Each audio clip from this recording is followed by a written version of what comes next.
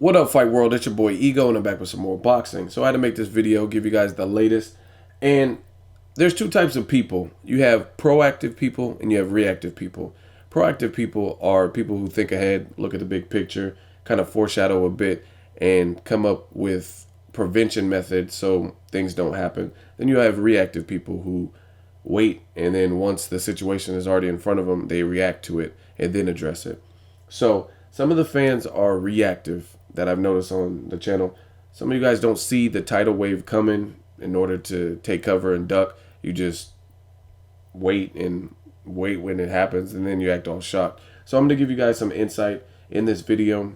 And it looks like boxing advisor, aka the Godfather, Al Haymon, has offered Julio Cesar Chavez Jr. a $47 million contract to sign with him. If you guys didn't know, Chavez Jr. has one more fight in his top-ranked contract.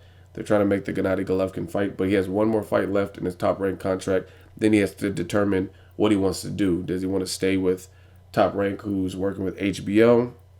Or is the money going to sound good to him, $47 million? Now, it's not $47 million for one fight. Let's be clear. It's $47 or $47 million. Better not be $47.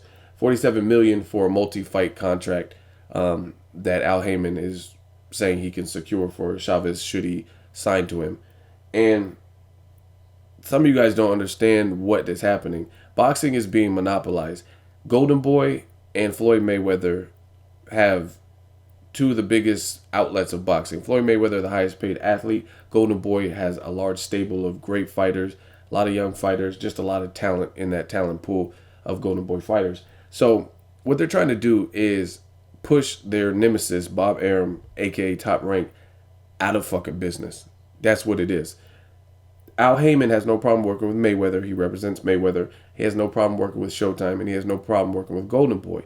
So what they're trying to do is create this triangle offense, this strength in numbers, to run Bob Arum the fuck out of the business. Now, there's other promoters that have had a big name in the sport of boxing, and they're nowhere near as powerful as they once were. People like Don King. Don King had the money man himself in the 80s, Mike Tyson.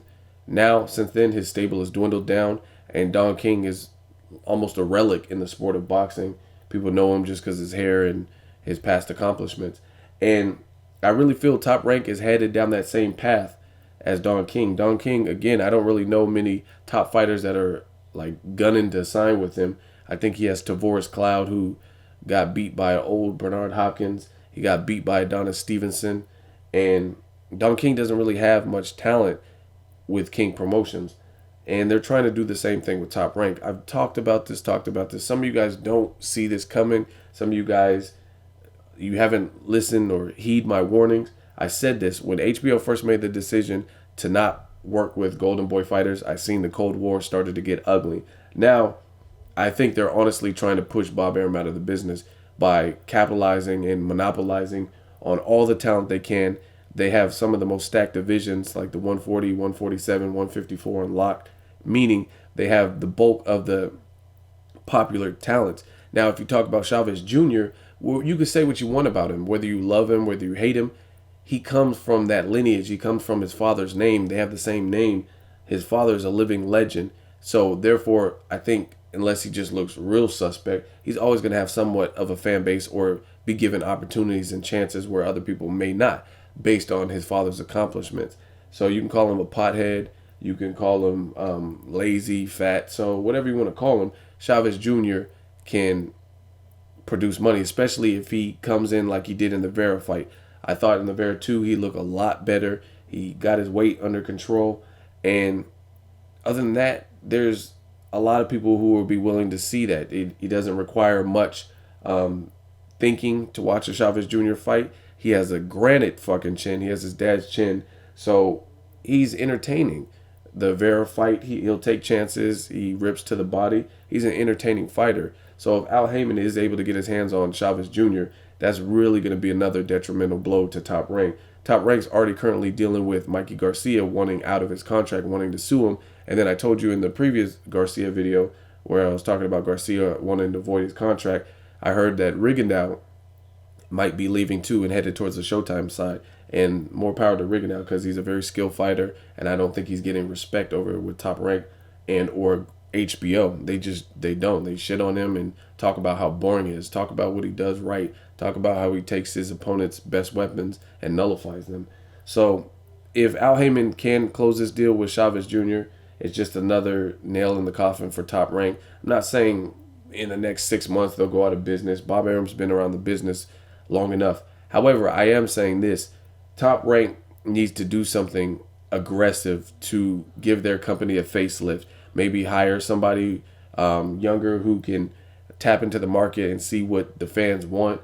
Maybe stack the undercards better than they've been doing. Something. They're going to have to do something to get competitive with this onslaught because at the current moment, Al Haymon, Golden Boy, and Mayweather, they are all congregating and plotting to assassinate Top Rank, and that's just by taking over and capturing a lot of the talents. Again, Top Rank, they put together some meaningful fights. Their undercards aren't the greatest, but some of those fighters are soldiers that are getting older in the game. The Pacquiaos, the people like Marquez's, and even fighters like Brandon Rios and Alvarado. Now, they're not the oldest fighters, but they're boxing old based on how many wars they've been in.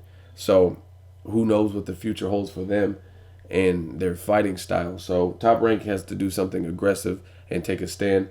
And as far as Chavez Jr., it'd be interesting to see him go over to Showtime after the Triple G fight if they can finalize that. And I just want to see a more dedicated Chavez Jr. Do your father justice. Your dad did great things in the sport of boxing. And I'm surprised some of you guys can't see this. Top Rank and HBO, not necessarily in the next 6 months, 8 months, a year, but unless they do something really aggressively and try to make some fights with the other side, I see them losing the battle. And it is what it is. It's like Walmart. A lot of people complain about Walmart. It's dirty, shitty customer service. There's 15 people in line. You got one slow-ass cashier. But they have unbeatable, unbelievable pricing. And they have a lot to choose from. And it's kind of like a one-stop shop. You can get laundry detergent there. You can get food at most Walmarts. You can get furniture, TVs, etc. So Walmart, they excel because they're a big box. And whereas the mom and pop stores, you might get more, more rare things, or you might get better customer service. Walmart, they're smart because they just monopolize, and they have so many fucking Walmarts everywhere. Name one big city that doesn't have a Walmart in or near it. You know what I mean? Walmart is just big business, and they kind of put some of the smaller businesses out just by cornering the market and just being all in your face. And that's kind of what Al Haymon and Golden Boy and Showtime and Mayweather Promotions, it looks like they're doing. They're just taking all of the young fighters, the talented fighters that look like they have a good future, and they're getting them to sign with Al Haymon and getting them over to the Showtime side. Adonis Stevenson is one of the more recent people that went over. And it's going to get rough for Top Rank, I'm telling you, unless they do something really aggressive with their marketing strategy or something. Because I don't know if you guys know this, but Pacquiao, his gate with Bradley 2 was his lowest that he's done. They said the gate that he actually sold, they just released that. Pay-per-view numbers haven't come back. That usually takes about a week and a half, 2 weeks.